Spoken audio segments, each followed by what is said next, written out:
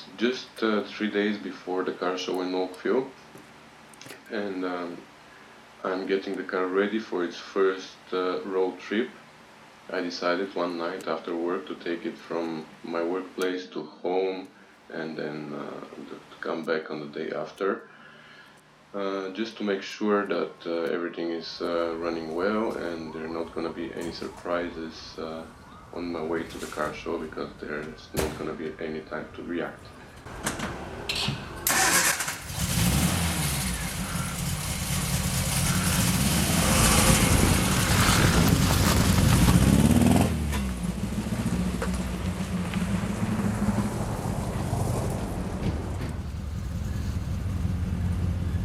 So whatever happens, it was better to happen on that trip.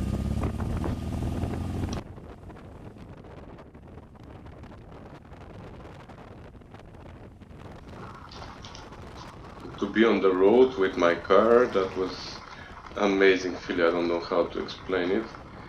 I was so happy, but unfortunately that didn't last long.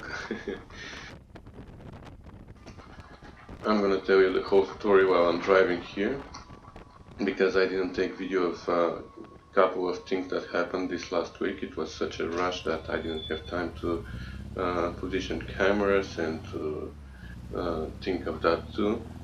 So one of the main things was that the clutch was slipping a lot after Carlos fixed the cylinders and the car started running normally. It had more torque, and then I realized that the clutch is actually spinning. So with Carlos we had to take it out, and the problem was not the clutch, it was the release bearing, which was obviously the wrong one for this car. Somebody put, I think it was from a Mini, I'm not sure, but anyway, so we changed that. And actually one of the reasons for this road trip was exactly that. I wanted to make sure that the clutch doesn't spin anymore, which it didn't. Okay, but that was the good news. Now the bad news.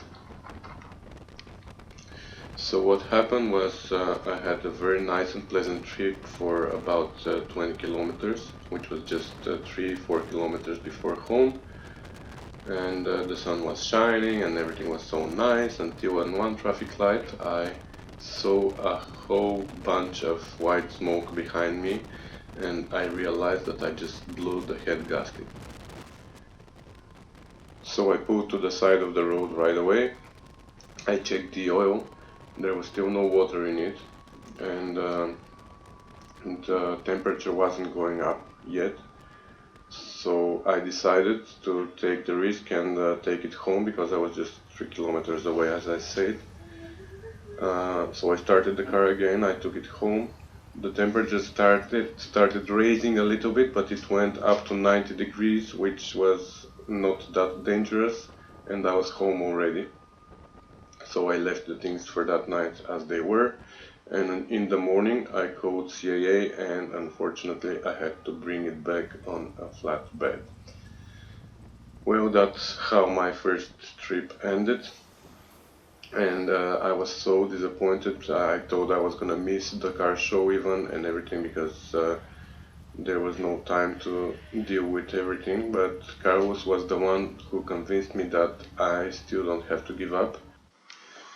So thanks to him I decided to keep pushing. So I sent my wife to buy the head gasket and some other parts from Oakville. And the same day, that was the Friday before the car show, which was in Sunday. So the same day, actually the same night, we took the car apart with Carlos and started changing the head gaskets. But what was my disappointment when it appeared that they gave the wrong head gasket to my wife. It was for 73 or 70 something Spitfire, and not for the 66. Again, that was one thing that made me give up. And again, Carlos said, don't give up, still have time, and we will fix that car and it's gonna go to the car show. But there was one more reason to give up, and that was the weather forecast for Sunday. They were saying it was gonna rain, and my soft top was still sitting on the shelf, not even touched ever since I bought the car. And as far as I remembered, it was in a really bad condition and it needed a lot of work. But again, it was Carlos who said, okay, we can't work on the head gasket tonight, but at least let's put the soft top on and let's see what's wrong with it, and I'm sure that you have enough time to fix it. So thanks to him, I kept going forward. I put the top on, and I'll show you later what happened with it. But now back to the head gasket. So in Saturday morning, I went myself to Oakville, to the store. I changed the gasket, I took the correct one, and in Saturday we spent the whole day changing the head gasket, and then at the end of the day I was ready for the car show. As I said, unfortunately I don't have video for this part, but I was under so much stress that I didn't even think of doing that at that time. I was even gonna give up like 3 times. And thank you so much, Carlos, for not letting me do that. Thank you, brother. So the soft top, I put it on in Friday night when the engine was taken apart and we figured out that we had the wrong gasket. And I was really surprised that it wasn't in that bad condition as I thought. The only problem was the plastic windows. They were really old and they needed to be replaced, but everything else looked really good. There were some patches done by somebody here at the back, but they were not that bad, so I decided that I'm gonna just change the plastic windows, and with that the top was gonna be ready for the car show.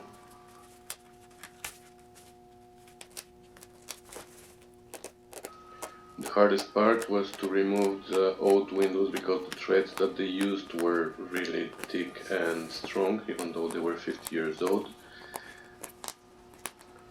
So it took me a very long time to do that. I had to cut each and every stitch, but anyways, I did it.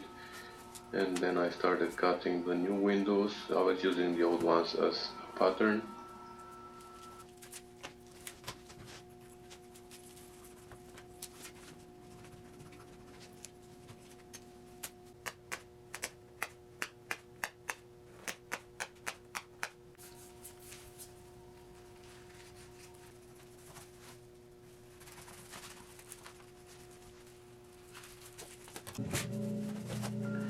And at the end I stitched everything together on the sewing machine. That was the easiest part for me.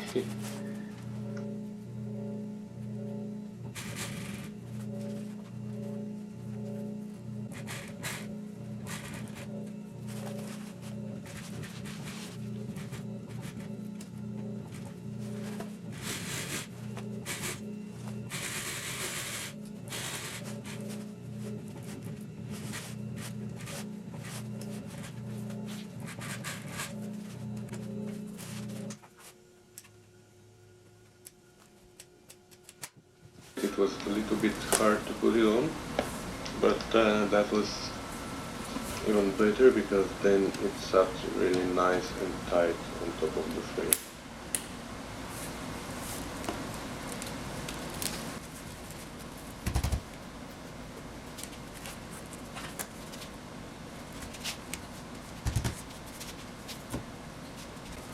This is the hardest part here because the strip of metal that's inside the soft top needs to be hooked up to the 2 hooks on the body, and since it needs to be tight, it's really hard, but it works.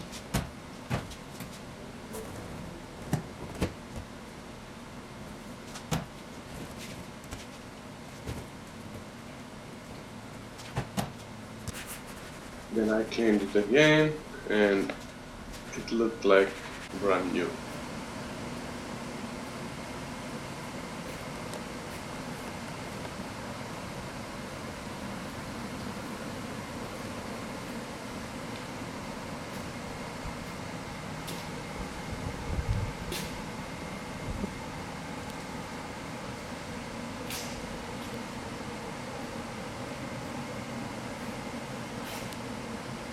As I said, on the day after I got the right head gasket, we changed it, and this part here is after the engine is complete again and the car is almost ready for the car show.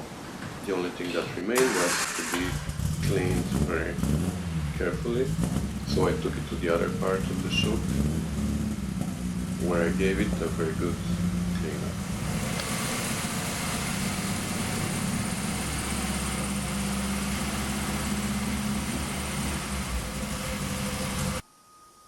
It was already late Saturday night when I could say, yes, the car is ready and now it can go to the car show.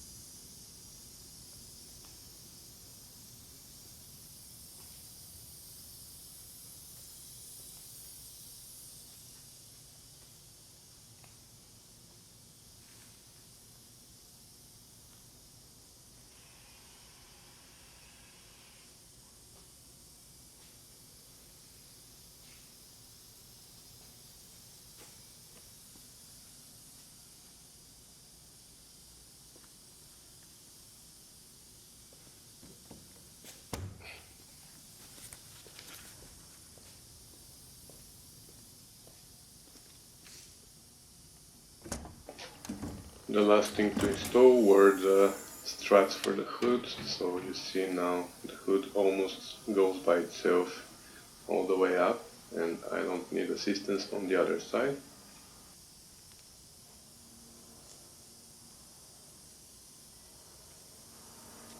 So that night I drove it home with absolutely no problems, and the next morning I left from home for the car show. The weather was really nice, so I didn't even need the soft top, but it was good to know that I have it with me just in case. So my wife and my son were following me with my wife's car, and they took a little bit of video on the way. I got there without any issues, and when I arrived there were already a lot of nice cars lined up. I parked in the Spitfire section, and you can see here there are so many nice Spitfires. The blue one on the left is the one that won the first prize, and you can see at the back, in the background, there are a lot of TR6s, TR7s, Stags, and so many more nice British cars. I don't know, I think there were like 2000 British cars there. Not really sure, but as far as I know, this is the biggest car show for British cars outside of Britain, actually. One thing that I forgot to take with me was a tire cleaner. So my tires are really dirty compared to the other Spitfires, because there's a little road to get to the park that is a little bit dirty, but that wasn't a major issue. This is the one that won the first prize. Really nice Mark III.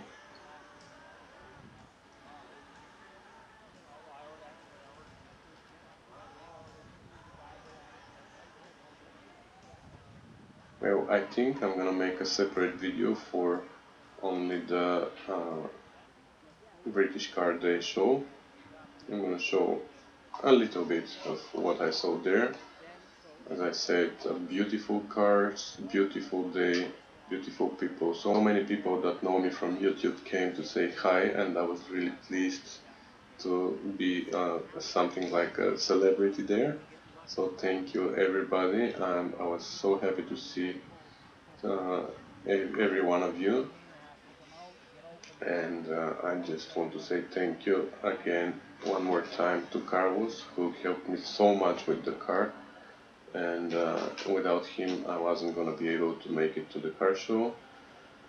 I want to say thank you also to Jake, who is the owner of the shop where I work, and without him too, I would never be able to even think about such a project.